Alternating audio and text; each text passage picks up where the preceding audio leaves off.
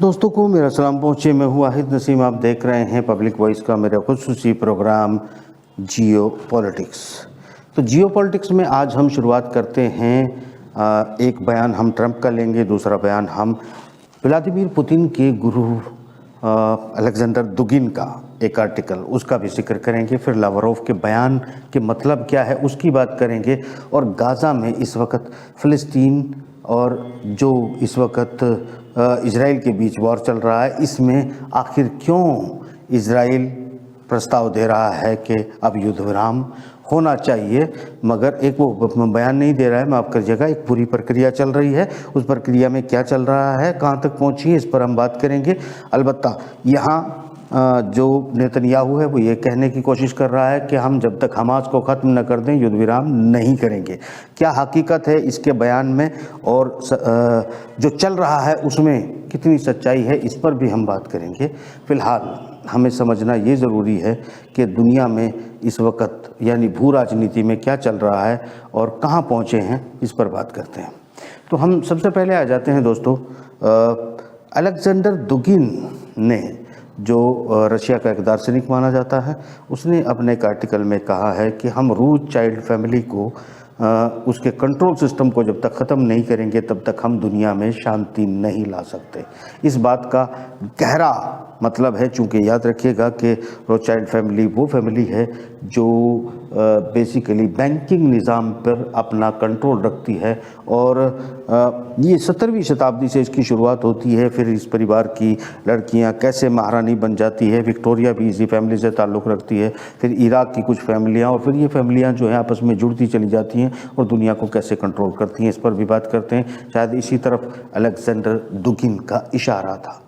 दूसरी तरफ हम जब आते हैं तो हम देखते हैं दोस्तों कि यहाँ ट्रंप अपने एक बयान में कहने की कोशिश करता है या एक तासुर देने की कोशिश करता है कि दोस्तों, मैं जब राष्ट्रपति बन के अगर इस बार आया तो अमेरिका के पर्दे के पीछे बैठकर जो पेंटागन और पूरे निज़ाम को कंट्रोल करने वाले लोग हैं इस्टेब्लिशमेंट के अंदर, मैं उनको निकाल कर बाहर कर दूंगा।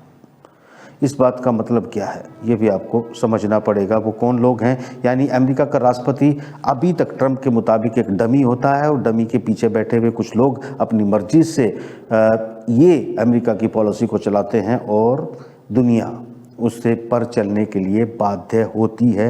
यही वजह है कि सेकेंड वर्ल्ड वॉर के बाद जब यूनाइटेड किंगडम की जो ताकत है वो ख़त्म हो रही थी तो यहाँ से लोग पहले ही अमेरिका की तरफ शिफ्ट होना शुरू हो गए थे। वही फैमिलियाँ जो जर्मन में बैठकर और ब्रिटेन और फ्रांस और स्विट्ज़रलैंड में बैठकर दुनिया चलाती थी, कंट्रोल सिस्टम चलाती थी, उन्होंने अपना काम अमेरिका से शुरू किया। और आज ट्रंप ये कबूलनामा पेश कर रहा है कि हम जो हैं किसी और के अधीन है, यानी राष्ट्रपति एक डमी होता है। इस पर भी बात करते हैं। इस वक्त ज़रूरी यह है कि जो लाल सागर में चल रहा है उसकी सूरत हाल को जान लेते हैं। दोस्तों, लाल सागर की सूरत हाल ये है कि अभी जब मैं ये प्रोग्राम आपके लिए रिकॉर्ड कर रहा हूँ तो ये खबर आ रही है कि हौतीज़ के और अमेरिकन डिस्ट्रॉयर्स की आमने सामने की टक्कर जारी है, लड़ाई चल रही है।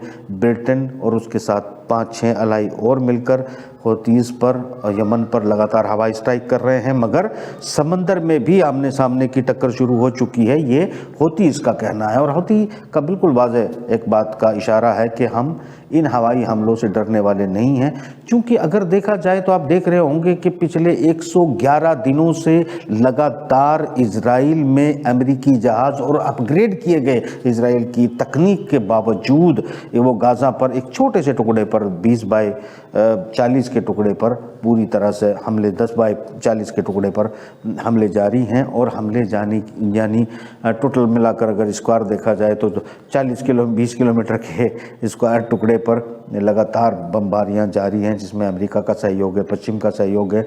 उसके बाद 11वें दिन में हम एंटर कर जाते हैं हवाई हमलों से।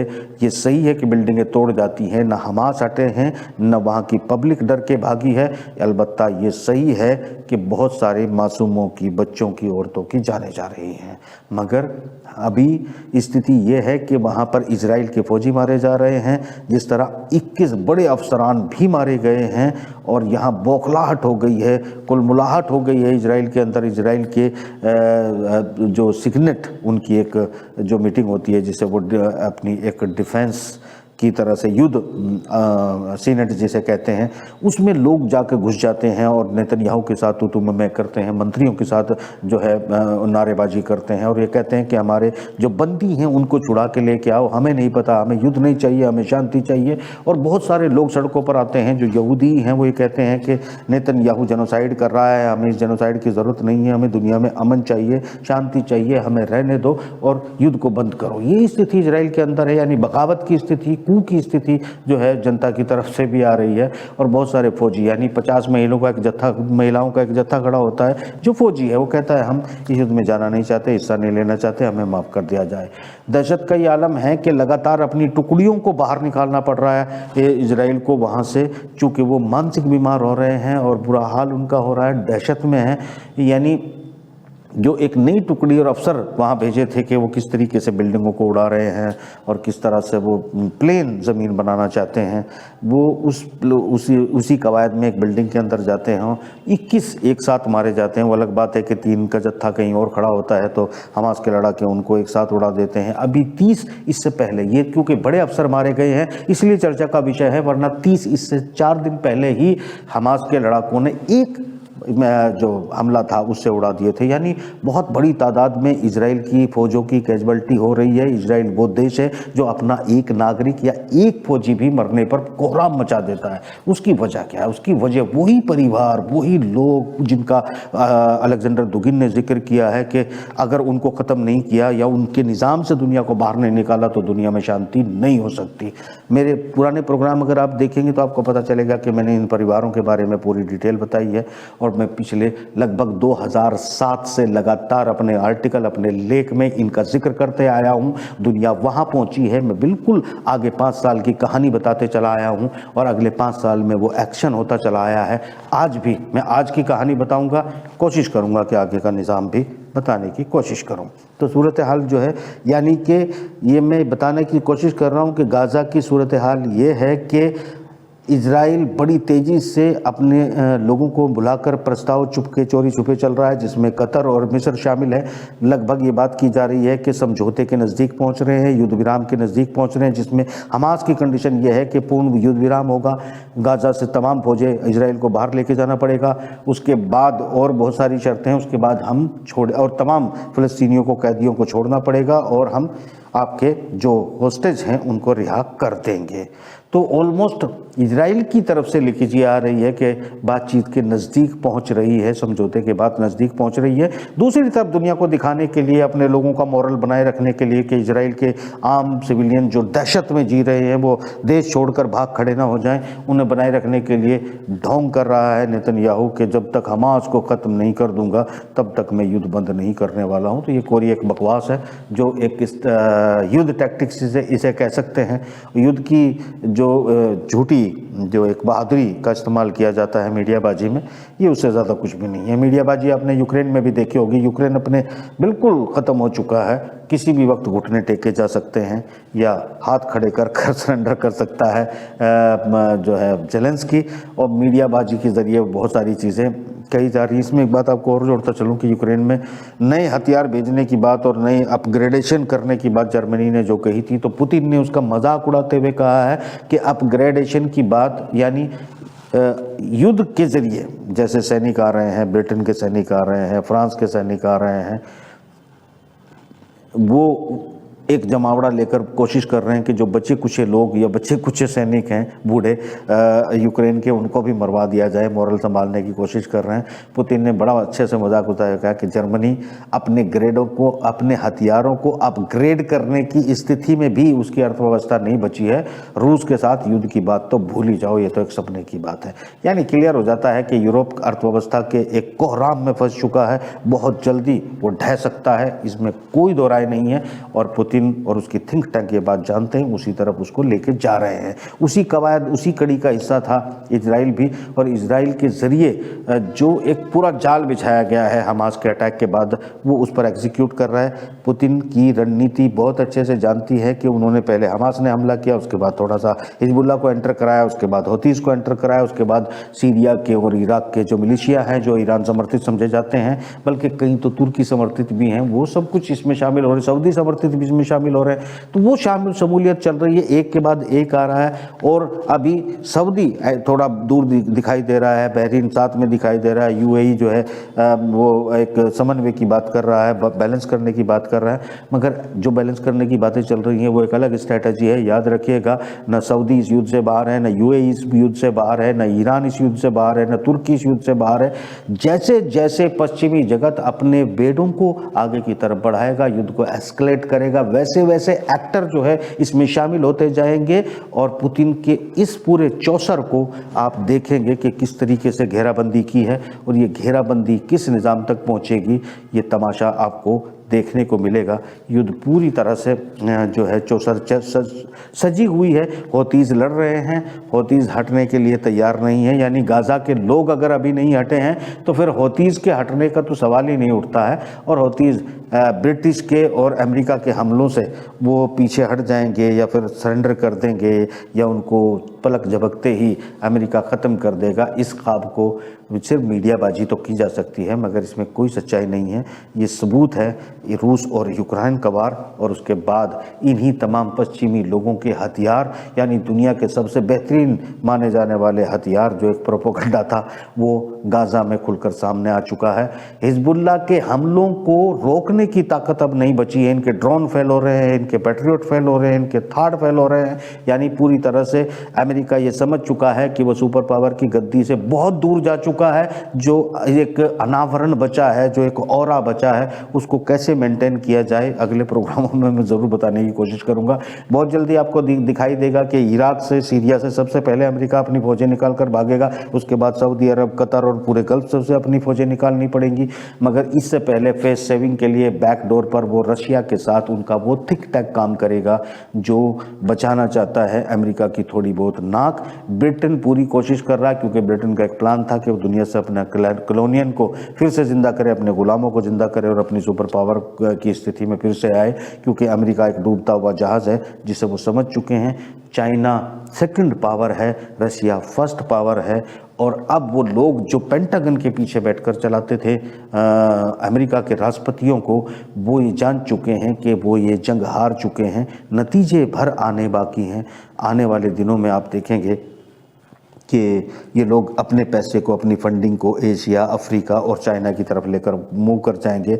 मगर उससे पहले ये चाहते हैं कि यूरोप की जब अर्थव्यवस्थाएं टूट जाएं, उनके बैंकिंग निज़ाम को कैसे डिस्ट्रॉय किया जा रहा है और किया जाएगा, ये खबर पूरी उनके पास है। अलेक्जेंडर दुगिन के बयान से तो अलर्ट है ही। यहाँ याद रखिएगा, लावरोव भी पिछले दिनों से जो बयान दे रहे हैं, कल का उनका बयान भी बड़ा अहमियत का हामिल है, कि वो कहता है कि हमने जो है एक तरह से ये हमने बहुत सारे प्रस्ताव दिए हैं इजराइल को वार ख़त्म करने के लिए, मगर इजराइल ने उनको नकार दिया, मगर अमेरिका ने उनको नहीं होने दिया। मगर इजराइल सिर्फ अमेरिका की मर्ज़ी से या अमेरिका के लिए जो है समझौते के टेबल पर कहीं ना कहीं बात चल रही है कि इजराइल की अपनी जो वजूद की बात आ रही है, उनके अपने लोग और इस वक्त कतर और माफ़ कीजिएगा जो मिस्र के लोग हैं, वो मिलकर इसे तय करने की कोशिश कर रहे हैं। इसीलिए शायद ये पटल पर नहीं आ रही है, क्योंकि अमेरिका में बैठे हुए वो लोग जिनके बारे में ट्रंप ने कहा है, उस पर आता हूँ, वो लोग नहीं चाहेंगे कि युद्ध विराम हो। अलबत्ता कुछ इस तरह का भ्रम भी फैलाने की कोशिश की जा रही है कि ये आर्थिक मामला, CIA के एक पूर्व विश्लेषक ने बयान दिया है, वो भी रशियन एजेंसी को, और उसने ये कहने की कोशिश की है कि देखिएगा जनाब, ये जो नेतन्याहू इस जंग को लड़ना चाहता है, दरअसल उसके पीछे जो है कहानी ये है उसकी कि जो गैस और तेल और समुद्री राहदारी का मामला है, उसको कायम रखने के लिए ज़रूरी है कि गाज़ा पर पूरी तरह कंट्रोल वो कर ले नेतन्याहू, और उसके बाद इनको आर्थिक लाभ होगा। ये धोखा देने की बात है। रशियन न्यूज़ एजेंसी कैसे इसके ट्रैप में फंस गई पता नहीं है, मगर ये एक बकवास है कोरी, जो फेस सेविंग तलाश किया जा रहा है कि गाज़ा में इसको कंट्रोल करना चाहता है। कुछ नहीं करना चाहता, कुछ हो नहीं पाएगा, ये बात वो जानते हैं, क्योंकि नेतन्याहू और उसकी फौज और उसके एक्सपर्ट ये बात मान रहे हैं कि अभी एक लंबा समय लगेगा। अगर हम गाज़ा में हमास को ख़त्म करना चाहते हैं तो इसमें 1 साल का समय भी लग सकता है। तो अगर ऐसी सूरत हाल सामने आ जाती है तो सवाल ही नहीं उठता है कि ये लोग जो हैं इस जंग को जीतने का ख्वाब भूल चुके हैं। हमास की और गाज़ा के ख़ात्मे की बात तो अभी बहुत दूर चली गई है।